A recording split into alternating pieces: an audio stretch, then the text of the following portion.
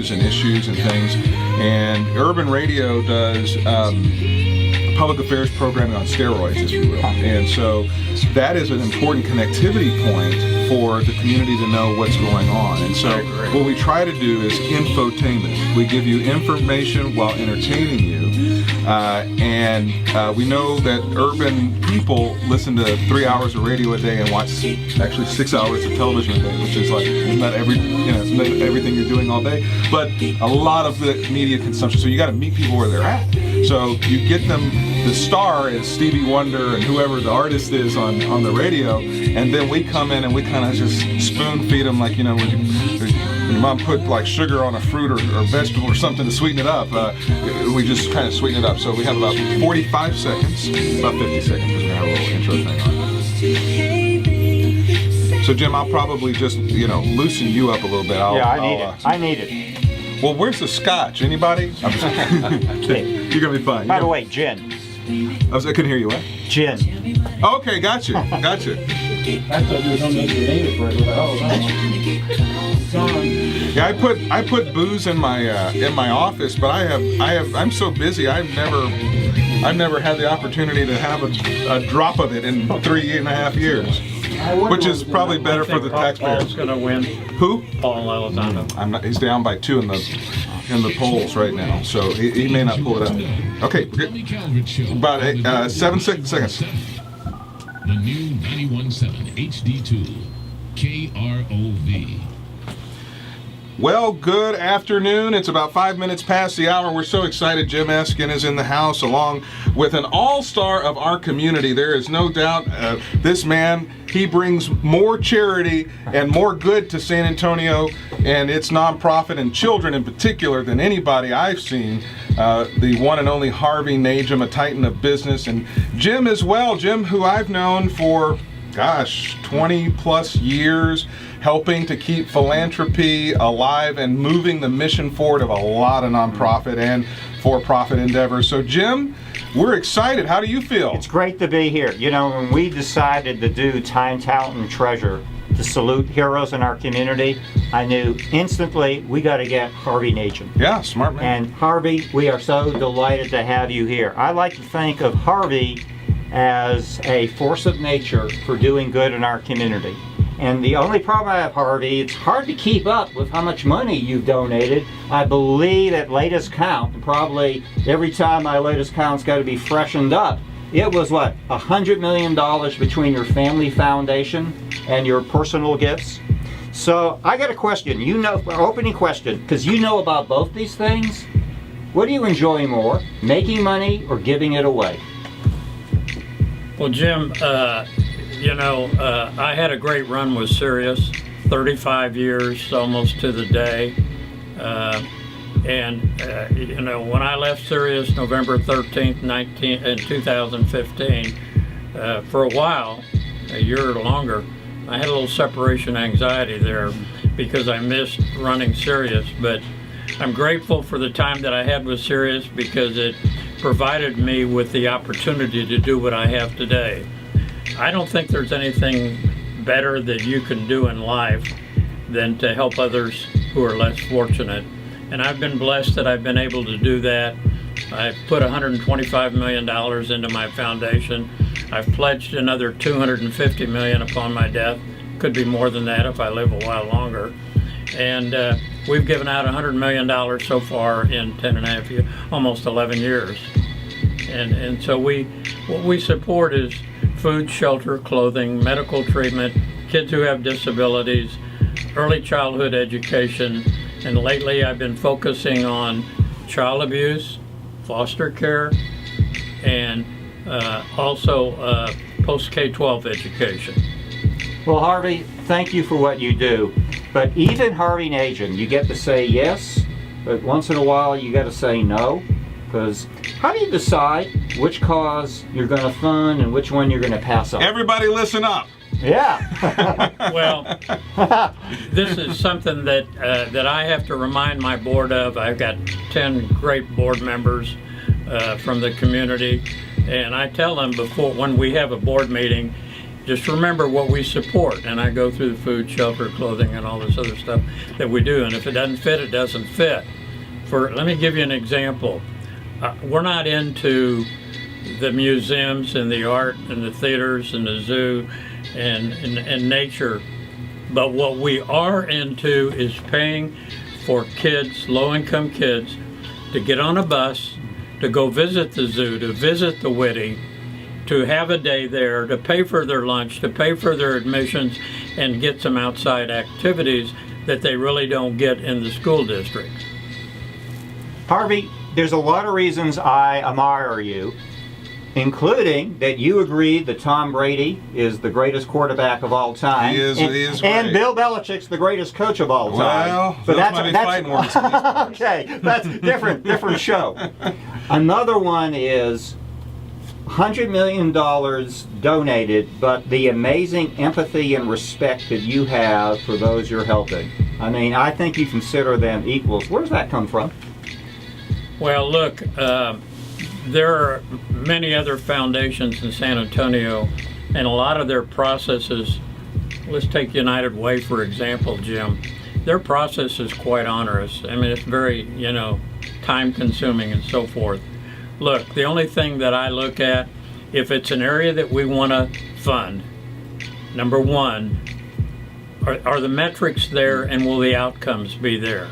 And what I mean by the outcomes, are we helping people? What I mean by metrics, if I give them $1, can they show me that the $1 that I give them turns into $10 to $12?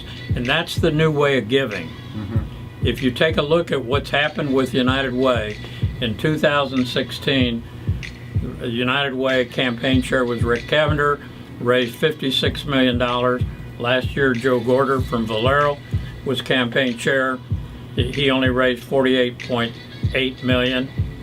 This year, the goal will be around $40 to $42 million. That's a difference of $14 to $16 million that aren't going to go to the nonprofits. And then when you take on top of that, and I'm sure you know this, because the mayor has quoted these statistics, we're adding 150 people a day. That's over 1,000 a week. That's over 54,000 a year.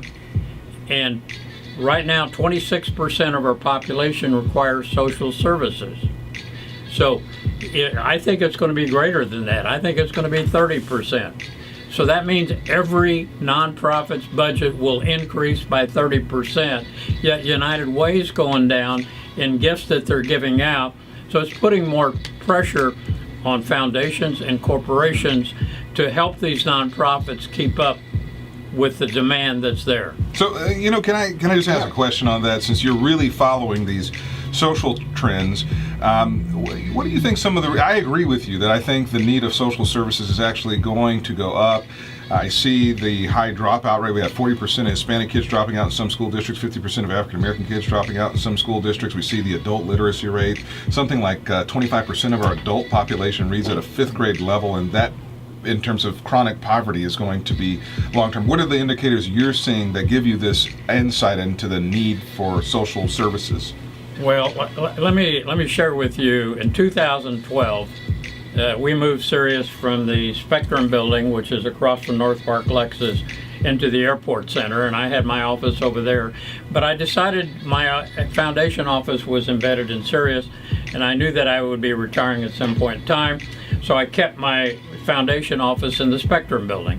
Sirius had the 7th, 8th, and 10th floors. 7, 9, and 10. I moved my foundation to the 8th floor. About a year and a half later, Oracle Corporation took the 9th and 10th floors.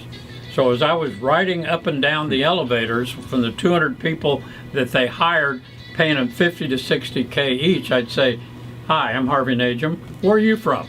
"I'm from Boston, Chicago, Dallas, Houston, Austin, Phoenix, Seattle, San Francisco, LA, Miami." So finally there was a lady on the elevator one day when I was going up, and she was dressed real nice with an Oracle badge, and I said, "What do you do at Oracle?" She said, "I'm the human HR manager." And I said, "You're not getting off this elevator till you answer one question. I scared the hell out of her, Tommy. And she said, "What's your question?" I said, "What percentage of the kids that you hired came from San Antonio?" She said, "About 10%. Yeah. And I said, I knew where you were "Would going you with tell this. me why?" She said, "We couldn't find them with the right education level." That's when I went to the Alamo colleges, and I went to Jim Eskin and Deborah Martin, and we put together a pathway scholarship that where I would pay for the first 2 years of their college tuition, fees, and books. For 2 years, only cost them gas money and lunch money to go and get an associate's degree at Alamo colleges. Then they would transfer to UTSA, Texas A&M San Antonio, or the Health Science Center, and they would finish their 2 years there. I agreed also with the 3 universities, and it took me over a year of my life to get this done, to match me with institutional funds, my $2,500, Good for you. so that their full 4-year college cost would be less than $10,000. So I think the brief answer is you see us not keeping up with the information technology economy, the digital economy, and as a result of not getting our folks educated in that, we're going to see the infusion of mechanized jobs and computer jobs hurt San Antonio's population and workforce. Well, Tommy, that's a good point. When we originally set up the Pathway Scholarship, it was for STEM, science, technology, engineering, and math.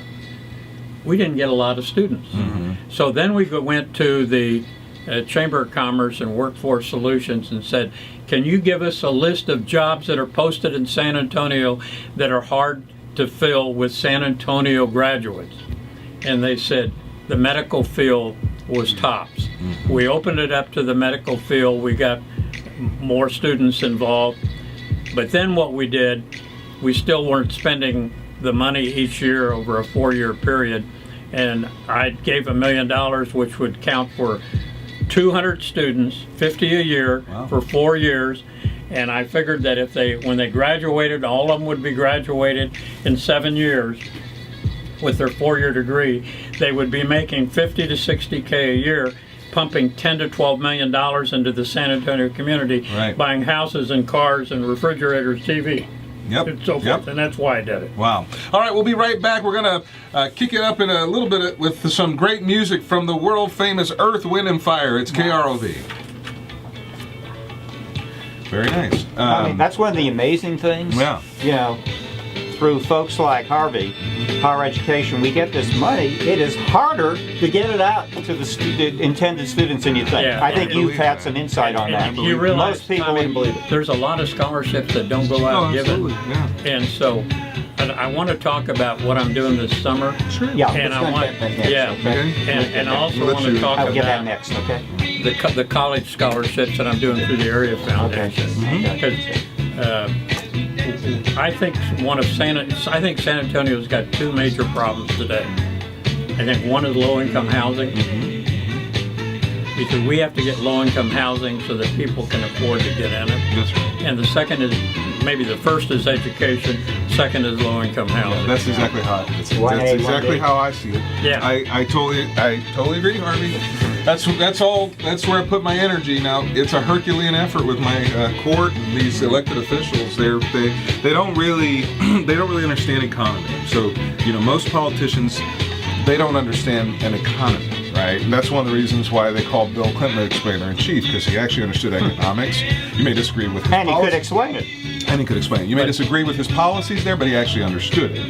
But Tommy, let me tell you this. I have a 40-hour-a-week housekeeper. She became a great-grandmother at the age of 51. Do the math. Oh, yeah. She had a child at 17, her daughter had a child at 17, and her daughter's child had a child at 17. What I want to do is break this cycle. And most of these kids that we're giving scholarships to are the first in their family to go to college. Yeah. And there's I got some great stories. If we have time, we can talk about. Absolutely, we can. Okay, so we'll come in after the next song. So we have about 6 minutes. And then we'll be back. Okay. Let me just tell you, I bought a Audi A8L from Rick Cavender in 2012, and he asked me if I wanted anything else, and I said, yeah. I said, I want the car hand washed every week or two. So he introduces me to Juan Martinez, who's a high school dropout who washes cars. This is a great and story. he says, Juan, take care of Harvey whenever he comes in. I said, okay. So to make a long story short, Juan and I started talking. I drive up, there'd be 20, 30, 40 cars ahead of me, and I said, what's the wait time? He said, you're next. And so he would wash cars. I said, how long do you need? He said, give me 25, 30 minutes. So I came out, and a couple years later, Juan said to me, do you think you could help my daughter get into college? I said, well, tell me about her daughter. He says, and he told me what her name was, and he said she's got a 3.5 grade point average, second team All-State in softball, wants to go to TLU, 40 grand a year. So I said, have her send me her resume and have her type double space on one sheet of paper why she wants to go to college, what she wants to do with her life. And so I shared it with Nancy, the love of my life, and Nancy says, Nancy was, family gave $12 million to TLU, and she said, let me send this to Stuart Dorsey and see what we can do. Came back, Stuart says, we'll give her $5,500 a year. So I go get my car washed, and I said, you know, I got you $5,500 a year for 4 years. That's $22,000, Juan. He said, Harvey, I don't have 35 grand. Yeah. I said, I'll be back. Yeah. That's not a lot. That's not a lot. So I helped Rihanna and walk through the FISA deal. Yeah. And it took 3 months. Yeah. Counting the 5,500, we're up to 28,600. I go get my car washed. Tell Juan we're up to 28,600. He said, I don't have 12,000. So I got in my car and I said, screw it, I'm just going to give her 12 grand a year, because you can give every man, woman, and child in the universe 14 grand a year. So to make a long story short, I told Nancy, she said, well, I'm going over to have lunch with Stuart Dorsey, president of TLU, next week. Let me talk to him. She came back. She said, they're going to cover the rest. Wow. And that's a life change. Of course. And broke a cycle. but forever. only helped one child, though, Tommy. I understand. I met a young man in December 2011 when Baylor was playing Oregon in the Alamo Bowl. And David McGee, who's the Baylor guy here in town, David called me and said, hey, do you have a place where we can take a half a dozen Baylor players to? I said, and let them tell their story and bond with the kids. Very nice. So I called Bill Greehey and I said, can we take them to Haven for Hope? He said, yeah, you coordinated. I said, I'll do it. That's cool. So while I was there, I met a young boy that was there that was introduced to me, Alejandro Gonzalez. And Alex and his mother and siblings were living in Haven for Hope. And I said, where do you go to school? He said, Johnson High School. And I said, how do you get from Haven for Hope to Johnson High School? No car, no motorcycle, nothing. He said, I get up at 4:30, I catch 2 buses, and I walk. I said, what if it's raining? He said, I get wet. I said, are you going to go to SAC or Palo Alto or one of the no, sir. He said, I want to go to Baylor. And I looked at him and I said, you want to go to Baylor? I said, if your mother had 55 to 60 grand a year, you wouldn't be living here. He said, but I really want to go to Baylor. And so I helped him get into Baylor through Judge Starr and Greg Davis, who I knew at Baylor University. And several of us, myself, Bill Greehey, Barbara. And he was about a teenager, about 16 He was or a senior in high school. Senior. Okay. Barbara Gentry, Mark Kimona, Phil Harberger. Yeah. We sent $1,000 or $2,000 a year to Baylor to help pay his tuition. Wonderful. He graduated with 3.57 grade point average in 2016. Wow. Hewlett Packard hired him a few months before that as a technology infrastructure consultant, making $67,500 a year. Wow. So we broke the cycle of the second person. You know, I wanna. Let me start with the this is question important. and go to yours. Yeah. Okay. My question I'm gonna put to you is, just in our time here talking, I'm learning a lot, and I think sometimes we need to hear from voices like, maybe I'm wrong, but I don't hear a lot of your great thoughts in the press. I mean, it's covered in what I call an episodic way, and right? you know what? What I do, Tommy, is not about me. It's about helping these kids. No, I understand, but the reason I'm saying, let's have the conversation on Okay. that. The reason I'm saying it is that policy people need to hear you too, because Well, I've got a great story when we get back on the air. okay, because what you do with your money is basically providing the stair steps, the progressive stair steps to help people to self-sufficiency or wherever this goal is, against abuse of children or whatever it is. But what you're doing and talking into the atmosphere, it helps change the culture. Well, let me tell you what the major problem is in San Antonio. We got 20 seconds. We have no call to action. That's right. I agree. Well, that's leadership. So let me start, and then I'll get Okay. right back into you, okay? Let's get the call to action. Yeah. Is this what you're... Oh, I forgot to do my homework. Oh, KROV is the station that gives back.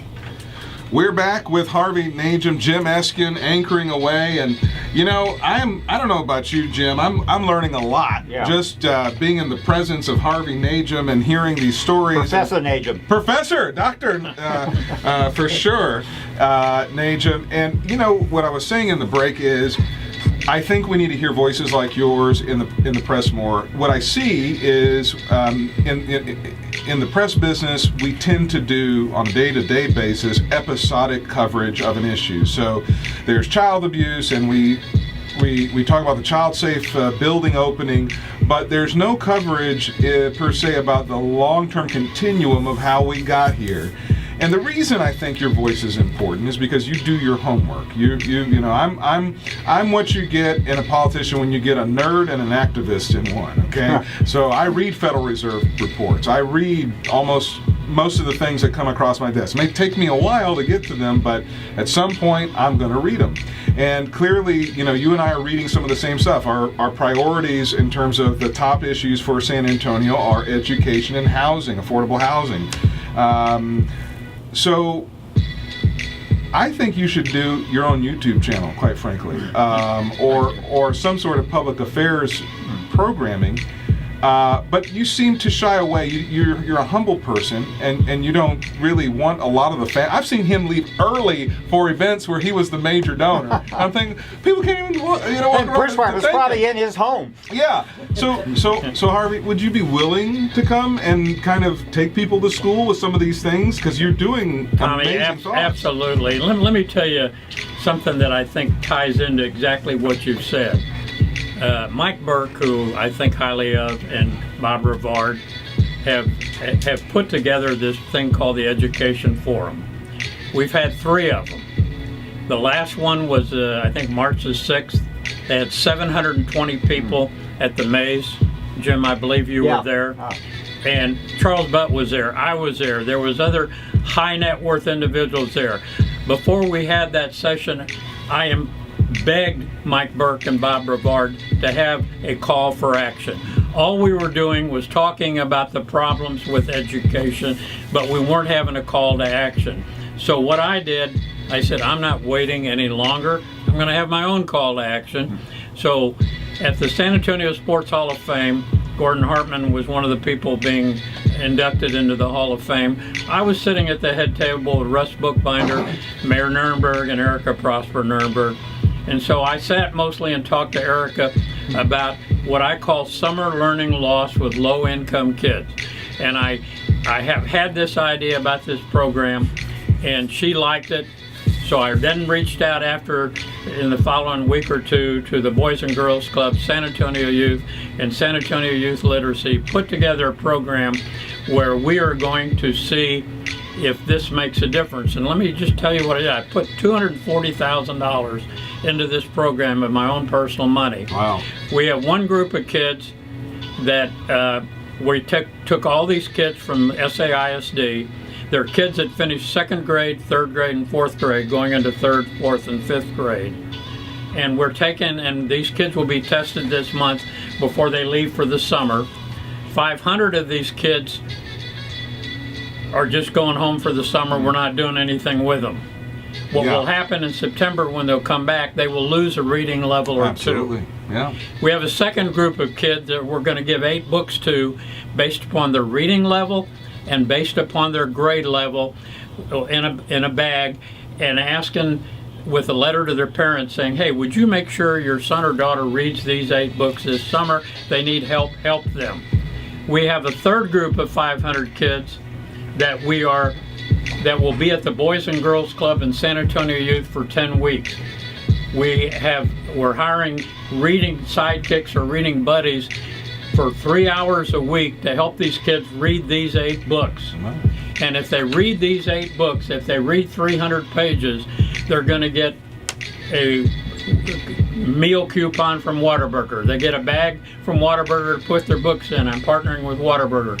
HEB is going to give them a gift card. Partnering with HEB, they're going to give them a t-shirt and a gift card. Santikos and the Area Foundation is going to give them a pass to go to a theater.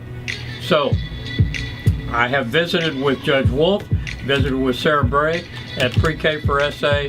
Everybody loves this program. We announced it Tuesday. Well, it's a fantastic thing. And, one thing I will say is that Harvey, thanks for bringing up that summer reading initiative. And one of the amazing things, Tommy, is the way Harvey keeps on expanding and growing his philanthropic agenda. It's true. Now, Harvey, some of the people listening, they might not have $100 million to give away, but they want to do something both with their money and their time. What advice would you have to them of how to get started in sharing gifts of time and money? Well, Jim, that's a good question. And look, if you don't have the dollars to give, then donate your time. Go serve on a board of a nonprofit. Yeah. We need people this summer to sign up to be reading buddies to these kids, to spend 1 hour a week with these kids. And let me tell you something. I think the statistics will show. We got a fourth group too that I didn't tell you about. 225 kids from KIP Esperanza Elementary School we're giving the books to. Why'd I do that? Because I want to see if the charter school curriculum is that much different than the public school curriculum, and if these kids will check their reading levels, their same grade levels in May and September. And if the results turn out like I think they will, my goal next year is to raise $2 million and have a reading program for 10,000 kids in San Antonio. Literacy. Because what happens? Gotta learn how to read. What happens if you learn to read in first and second grade? You learn to read in first and second. Beginning in third grade, you read to learn. And then if kids get behind, they're going to drop out of school, they won't be interested, and they'll be in a situation we don't want. I think this could be a game changer for San Antonio education, Tommy. We appreciate that. And one of the things I would say is one of the big areas that I think I've been trying to get the foundation world to see is actually the growth in the northeast side. I have 10 of the 17 school districts in Bexar County in my precinct. And SAISD is important because as SAISD goes, so goes the city, because it's the largest urban district. But Judson ISD is in transition in some ways, and there's no after-school programs in the Northeast. There's no Boys and Girls Clubs. There's no YMCA's. Now you see in the news, for example, just a couple of weeks ago, there was one young man who was hanging out, 15 years old, hanging out with a 30-year-old. Okay, a murder happened, got shot, and it happened again with another 16-year-old. So that tells you there's nothing for these. There's hardly any parks. I have to battle like crazy to get my court to build recreational trade school kind of facilities that would help young people have a skill like a Microsoft certification or become a cyber warrior or whatever. And there's just, as our city has moved and evolved in population because the housing stock didn't keep up in the inner city, a lot of the families moved on the northeast and northwest and north central. Excuse me, but we haven't in the foundation world. I don't think we've kept up with that in all sectors of Well, Tommy, we have another problem, okay? The school districts, and every one of them, whether it's SAISD, whether it's Harlandale, Southside, whether it's North Side, Northeast, they're all experiencing decreasing enrollments because of the migration of kids to the charter schools. Yes. In the paper this morning, 60 teachers will be furloughed at SAISD. They think it's going to be more than that. Yep. And so we got a real problem there. And the state has got to step up and give additional funding to the school districts to do that. One major problem from my perspective, Houston and Dallas have one school district. Yeah, good point. We have actually 18 school districts in San Antonio, 17 plus pre-K for for SA, which is an 18th school district. I believe pre-K for SA is the best pre-K program in the city, but there's 626 pre-K programs in San Antonio with an average cost of $4,000 to $6,000. He's not done yet. And There's just a lot think to do. all the lives have been touched, lifted, and changed. Yeah. And what they will go ahead and they'll touch and lift lives themselves, and that's part of Harvey's vision. Mm-hmm. Absolutely.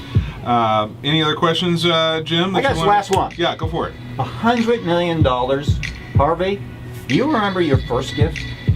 Yeah, I really do. And what I did when I started my foundation, Jim, I had a list of 6 or 7 different organizations that I wanted to send a letter to, and Nancy May was my acting executive director when she was senior vice president of wealth management at Broadway Bank. Nancy added another 14, so we sent a letter out to 20 organizations. And if I had done that at Sirius, I might have gotten 1 or 2 responses. And basically, the letter said, "Hey, I put $75 million in a foundation." Subsequently, added another $50 million. But I said, "I'd like, if you want some of my money, fill out this, the grant request and send it to me." All 20 filled it out, and Probably within 24 hours. yeah. And so, and then I said, "Now what do I do?" Because I didn't know there was any other organization. So we did a press release with the Express News. We had TV coverage. The Business Journal covered it. At the next board meeting, we had 129 unsolicited requests. And I will just tell you, the needs are great. We've given money out to 212 organizations, and they're all great organizations, but we try to stick with our focus. I think Sam Ministries and Respite Care were the first 2 that I remember in any baby camp. Mm-hmm. Well, and Jim, I love this question you wanted to ask about role models in philanthropy. Yeah. I mean, who are your role models in philanthropy? I've got a couple of role models that I think very highly of. Number 1 is Bill Greehey. Mm-hmm. Bill, very generous. Gordon Hartman, very, very generous. Yeah. Gordon focuses on individuals that have developmental disabilities. But I remember leaving Club Giroux with Bill Greehey, talking to an individual, and I'm not going to mention a name, who had more money than Bill and I did. And it was obvious that Meet that man. Yeah. it was obvious that individual was not going to make a pledge to Haven for Hope. I served on that board for 5.5 years, and Bill and I walked out of the Haven for Hope. We were sitting under the porte-cochere and standing under there, and he said to me, "Why is it that the people that have a lot of money, the old money, won't do anything, and why is it that the new money, you and I and Gordon, are the ones doing it?" And a lot of people, when Nelson Wolff introduced me one time, he said something that I'll never forget when I was being recognized. He said, "A lot of people that have a lot of money think they can take it with them." And Harvey doesn't think that way, and neither does Gordon, neither does Bill Greehey, and I want to even do more. Yeah. Wow. Well. And Harvey, haven't you said too that you consider all your money's kind of on loan from someone upstairs? Jim, I tell everybody, first of all, I'm a Christian, and I think God selected Bill Greehey, He selected Gordon Hartman, He selected Harvey Najim. And He could have selected anybody in this town, but He knew that we had the passion and the heart to help others who are less fortunate. And, if the tax laws would allow, I would give out in my entire net worth as fast as I could. Well, I guess I could make a run for president. We can figure out how that could happen. Thank you so much, Harvey. Thank you so much, Harvey. Jim. Great show. Incredible experience that we all learned today from the one and only philanthropist, Harvey Najim. We look forward to having you back as often as you'd like. It's KROV. Hey, can we get a still? Why don't you stay right where you are? You bet. You go down there, it's 3 of us. Okie doke. Oh, Still right. here. They're going to play your favorite song. Oh, okay. You just got to tell them. I'll move this chair out. Yeah.